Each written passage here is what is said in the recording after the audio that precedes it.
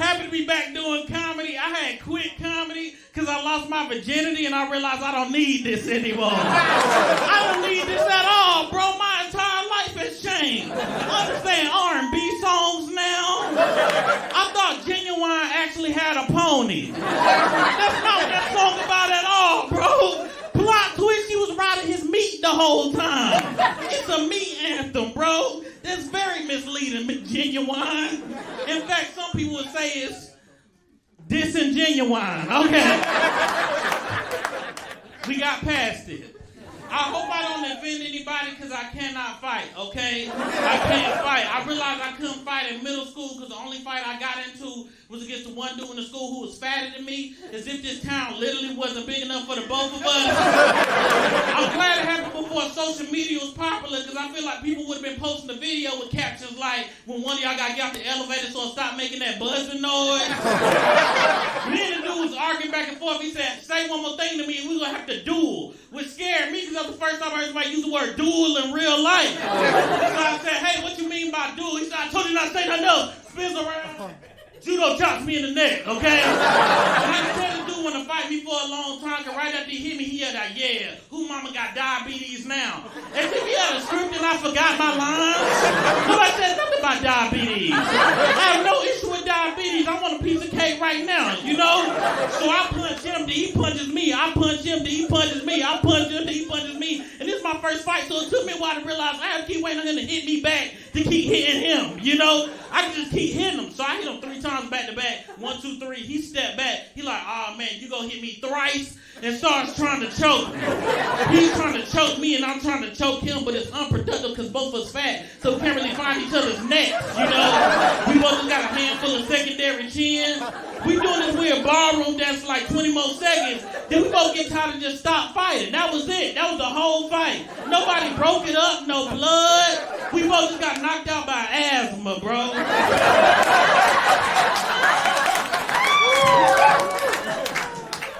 I'm from Atlanta, Georgia, where they make black people is great. I love it. This city is cool, bro. I don't know if you've been to most cities in the country, but it's trash. It's not good. Not good. I don't know. I was in Upper Peninsula, Michigan. Y'all know what that is? You don't? Okay, it's like regular Michigan, but everybody look like Paul Bunyan, okay? I knew it was going to be bad because the city was so small that when I flew there, I got off the plane and I was outside. I didn't know that was an option, bro. I go into the bid. I'm like, hey, can I get an Uber or Lyft? They was like, no, we have Michael. I was like, is that another app? And they're like, no, it's just some dude who'll drive you around for $22, bro. I get into Michael's car. I knew it was going to be a weird ride because the first thing he said to me is, what's up, man? Where you coming from? I say Atlanta. And he says, oh, man, why you didn't tell me that earlier? This is still the beginning of this conversation.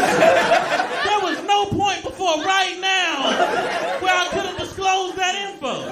You want to just hop in this car and be like, I'm from Atlanta. Do with that as you will, you know? He was like, I love Atlanta. Atlanta's one of my favorite cities. I say, for real, when the last time you been there? He says, never. He just loves the city of Atlanta because he's a rapper. Which means in his brain, he think Atlanta's some trap musical where people just walking down the street dancing, freestyling and making beats. And my only issue with that is, depending on what part of town you in, he's absolutely correct. Absolutely correct. We start driving, bro. He start playing his music. First thing he says, hey, man, I'm about to link up with some people in Wisconsin, then I'm really about to blow up. That's one of the wildest sentences I've ever heard. I've never heard a person be like, please, turn on that Wisconsin-style hip-hop. I would love to hear those cheese raps. He started playing his music first bar off the first song. Ha ha, me and my niggas trying to get it. Now, if you can't imagine from the beginning of this story, this is a white person. And as a black person, it's not my duty to physically assault him. Right? When we've been driving 30 minutes, I have no cell phone signal. All I can see is trees, and I cannot fight. So I'm terrified, bro. So instead, I was just like, whew. You going hard, boy. And you know I know you going hard, because I'm from Atlanta, so I got jurisdiction over that based on what you said earlier. I go by Mandel, which is Latin for man sandal. All right. My real name is Tevin. I hate my name because it's a second-rate name. Kevin is the premier name in the Evan family of names. And I know that because every time I tell somebody my name, they're like, oh, it's like Kevin, but with a T, which means you heard my name. You just want me to know that you think you're stupid, bro. That's like me walking up to you and be like, oh, your name Lucas? That's like mucus, but with an S. Weirdest thing about my name, I share my name with this R&B artist named Tevin Campbell. Do y'all know who that is? Yeah. I am very surprised by that. Y'all a very white group of people. But one time I'm on a customer service call with this older black person. I said, hey, my name's Tevin. She said, oh, Tevin like Tevin Campbell. Let's change that bill, Tevin.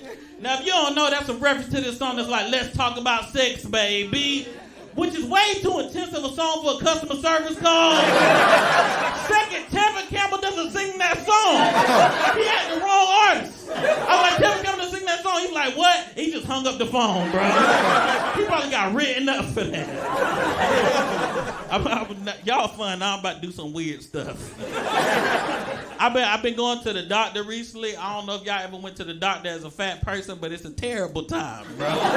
Bro, my doctor told me I need to slow down before I catch diabetes, but a part of me want to catch at least one diabetes.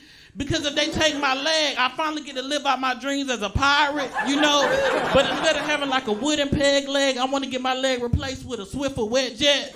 So when I slide up in the party, I look like a trail of cleanliness, like a snail, you know?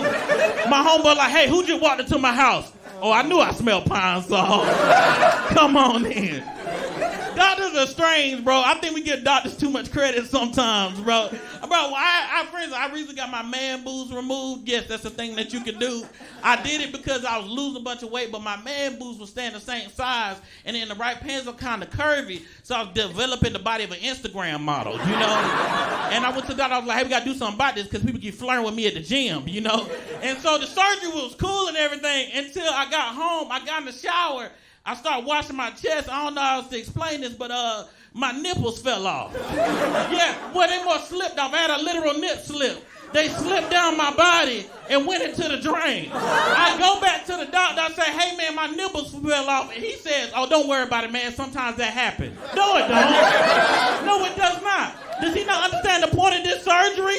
Bro, I'm just trying to take off my shirt at the pool, bro. Before I take off my shirt, I'm like, hey, that man got really big boobs. Now I take off my shirt, I'm like, hey, that dude don't got nipples. That's the same as that thing. Same as that thing. He realized I'm getting upset. He like, oh, man, don't worry. We got a procedure for this. We can just tattoo the nipples back on. And that's when I asked to see his degree because that's the solution I would have came up with in middle school. Like if my mama called me in the summertime in 7th grade and I'm hanging out with my cousins, she like, hey, son, you bet I lost some nipples before I got home. I'm like, oh, man, y'all, I don't know what I'm going to do. I guess I got to draw them back on because I'm not a scientist, bro. Could you imagine going to a tattoo shop, bro? And they're like, hey, man, what type of tattoos you want? You want a dragon? Maybe a slightly off portrait of your grandmama? I'm like, no, sir, actually, I got a prescription. Yeah, let me get some nipples. More specifically, Dwayne The Rock Johnson's. That's the thing, you have to pick your nipples. All nipples aren't created equal. How would I do that research, bro? Would I be watching TV with my homeboys? I'm like, hold on, pause that real quick. That's how I want mine to look like right there. What's his name? Jason Momoa. Okay. I feel like we done got weirder since the quarantine that ended, bro. I feel like we lost our social skills. Like, friends, you ever be talking to a person, you think you're talking to a regular person, and over time you're like, oh, man, this is a lunatic, you know? I was on a plane, I was sitting next to this dude, and out of nowhere, we having a conversation, he decided to take off his shoes and put his feet on top of the seat in front of him. And I say, hey, man, you should do that. And he replied back, why? And I didn't have an answer, bro. I was like, oh, you don't want to go to hell, you know? He told me not to judge him because when he was 9 years old, he got in trouble on his birthday, and his mom decided to take off her shoes and stump out his birthday cake with her bare feet. And now he only feel like himself when he wearing flip-flops. And where I'm from, that's what I would call a secret. Why did you tell me that information? Do you think that was going to change my perspective? And I'm like, oh, man, now you said that, dog. Put your dogs back up there, man. Your mama was mean to you. I'm going to get out of here on a joke that doesn't work. I was talking to this lady who just broke up with her boyfriend, right? And she wanted me to take her go get crab legs. And I was like, dang, girl, you going to need 2 old bags. 2 old, She gonna need the Old Bay seasoning and her Old Bay bag to get the crab legs. Because I'm not buying the crab legs. That's why she gonna need 2 Old Bays. So Old Bay is a seasoning that they put on seafood. And Bay is a term of endearment for a significant other. She gonna need both of those to get the crab legs. Because I'm not purchasing the crab legs. That's why she needs 2 Old Bays. Now some of you are saying B-A-Y, B-A-E, those are 2 different words. Yeah, that's a double entendre. So that's a literary device that people use in sonnets and stuff. Okay, a lot of y'all are white. So Old Bay is seasoning. So seasoning is like minerals and herbs and stuff that people put on food for flavor. I have that because I'm not purchasing the crab legs. She's gonna need another Old Bay. So there's a Venn diagram. And this is the Old Bay seasoning, and this is the I wouldn't be in the middle because I'm not purchasing the crab legs.